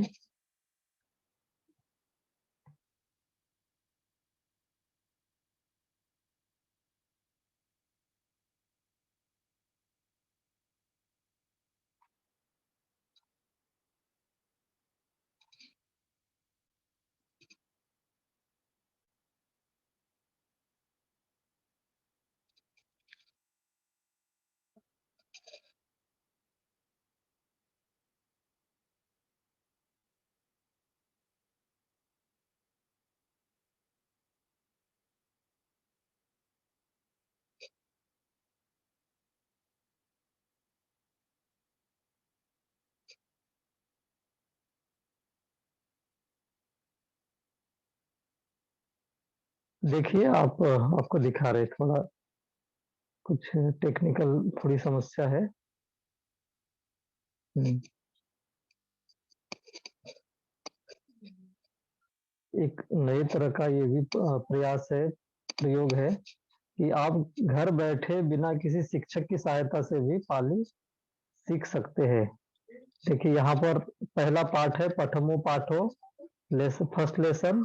इसमें सर्वनाम के बारे में सो, एसो, सा, ऐसा और तंग एतंग के बारे में हम आपको जानकारी देना चाहते हैं। तो इस तरह से आप इसमें पहले थोड़ा डिटेल पढ़कर फिर आगे आप आगे जाएंगे।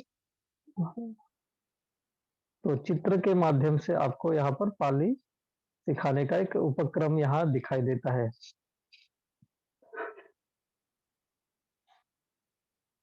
जैसे देखिए यहाँ पर 100 बालकों लिखा है, बंटी जी पढ़ा रहे हैं 100 बालकों यानी वह बालक।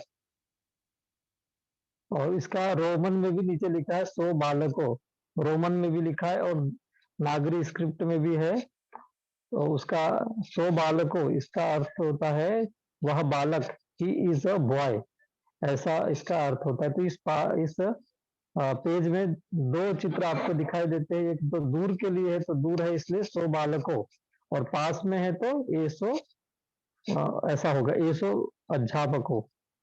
यहाँ पर जैसे नीचे आप जाएंगे तो देखेंगे,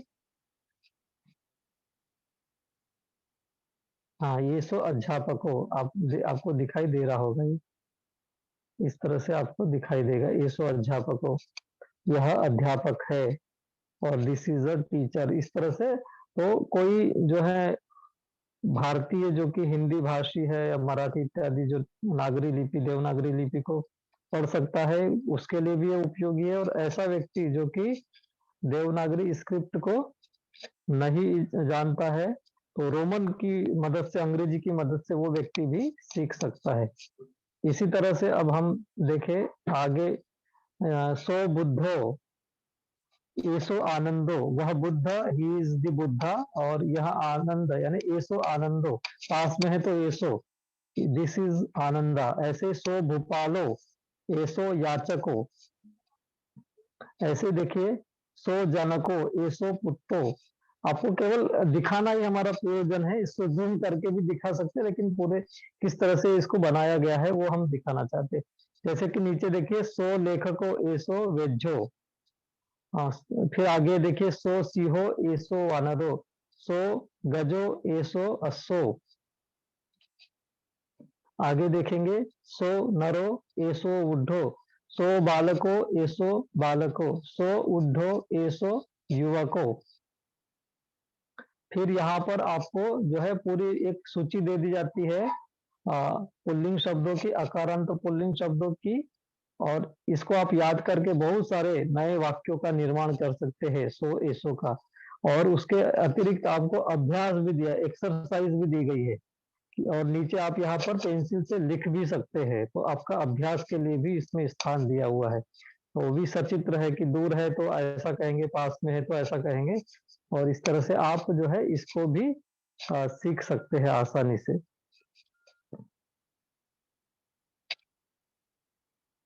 ये सारा जो है ये पुल्लिंग का है। अभी हम आपको स्त्रीलिंग का भी दिखाते हैं।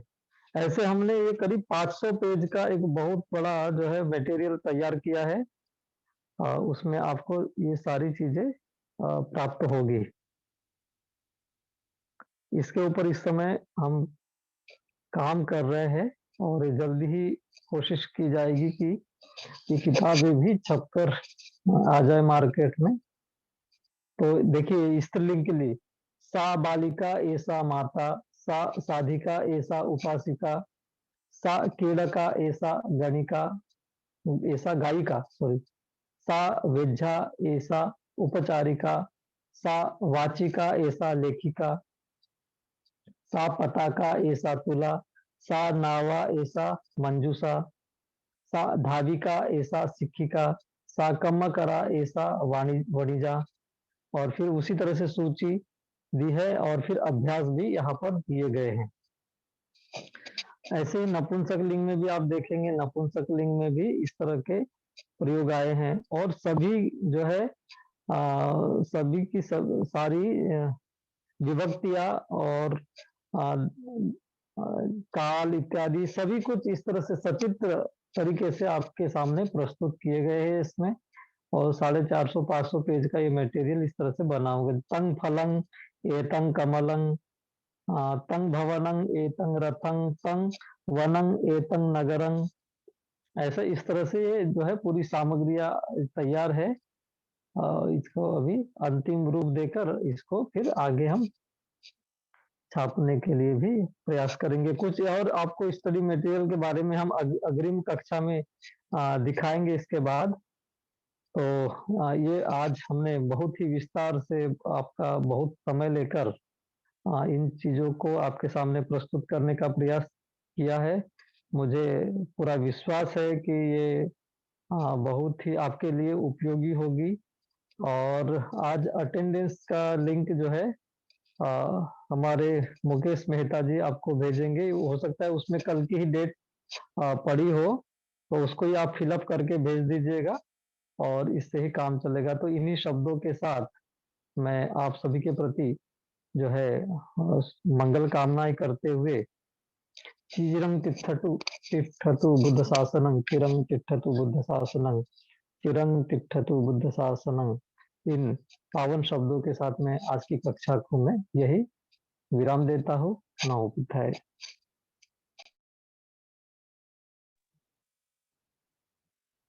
बहुत बहुत धन्यवाद सर। पहले दिन से लेके आज तक 19 दिन हुए हैं और इस 19 दिन की जो पाली कक्षा थी उसका सभी, जैसे हम मराठी में सारांश बोलते हैं, तो सभी लेसन का सारांश आपने पढ़ा दिया है।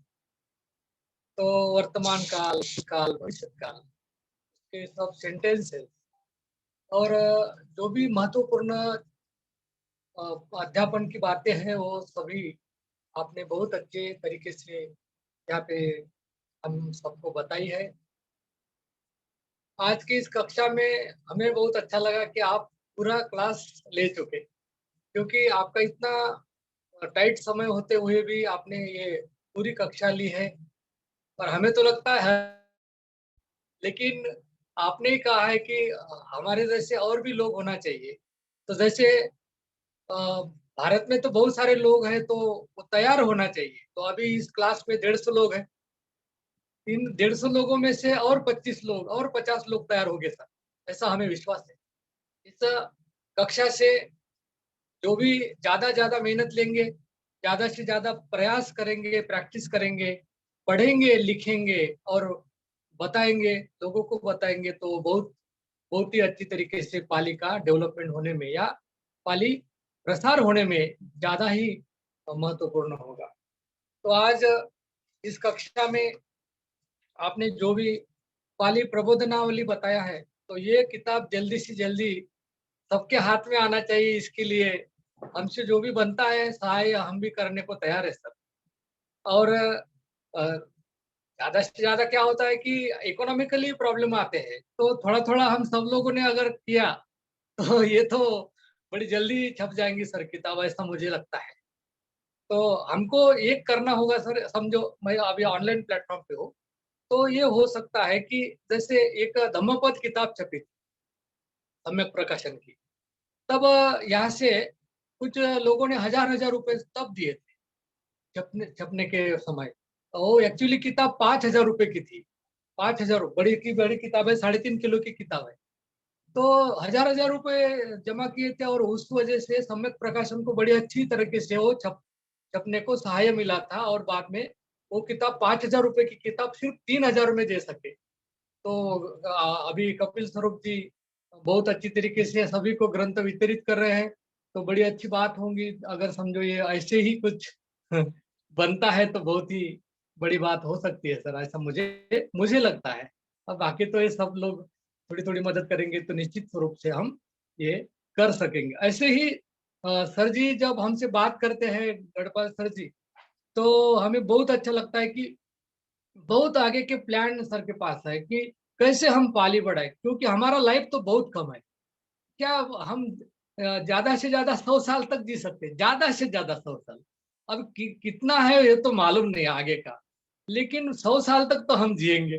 तो 100 साल में जितना कुछ बनता है हमसे, हमने हर दिन प्रयास करना चाहिए। ईच एंड एवरी टाइम, प्रत्येक क्षण हमें इस पाली के लिए या हमारे जीवन की अच्छाई के लिए जब हम लगाएंगे तो निश्चित स्वरूप से ये काम होगा। तो जिंदगी अगर अच्छी बनाना है, सुख समृद्धि से आगे चलाना है, तो हमें पाली का प्रयास या प्रचार प्रसार करना बहुत जरूरी है, बहुत जरूरी है।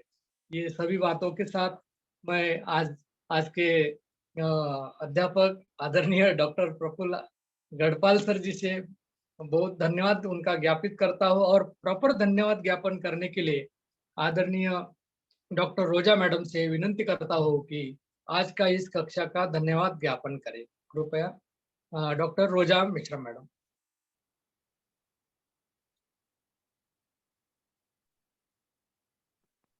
Thank you sir. आज का हमारा भदंताचार्य बुद्धदत्त पाली संवर्धन प्रतिष्ठान के द्वारा आयोजित तथा पाली प्रचार एवं जन कल्याण समिति द्वारा आयोजित व्यावहारिक पाली व्याकरण कार्यशाला का 19वां दिन है। और आज हमारे संस्था के संस्थापक आदरणीय प्रफुल्ल गढ़पाल सर जी ने यह क्लास ली है। सर जी ने जो क्लास ली है वो तो आप लोगों ने देखा ही, कितनी सहजता से और पूरे सार के साथ पूरा जो सिलेबस था उसको उन्होंने कवर किया है।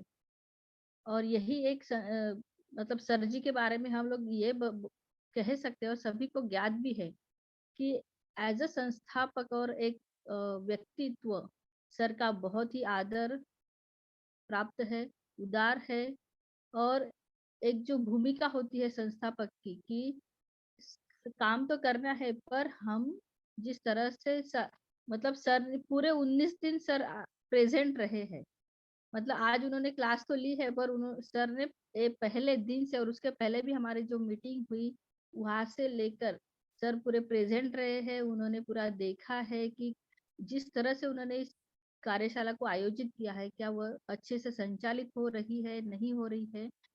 तो सारी चीजों का ध्यान उन्होंने रखा है, किसी को बीच में कोई भी इंटरप्ट न करते हुए सबको अपना अपना काम करने दिया है और काम करने की स्वतंत्रता भी दी है।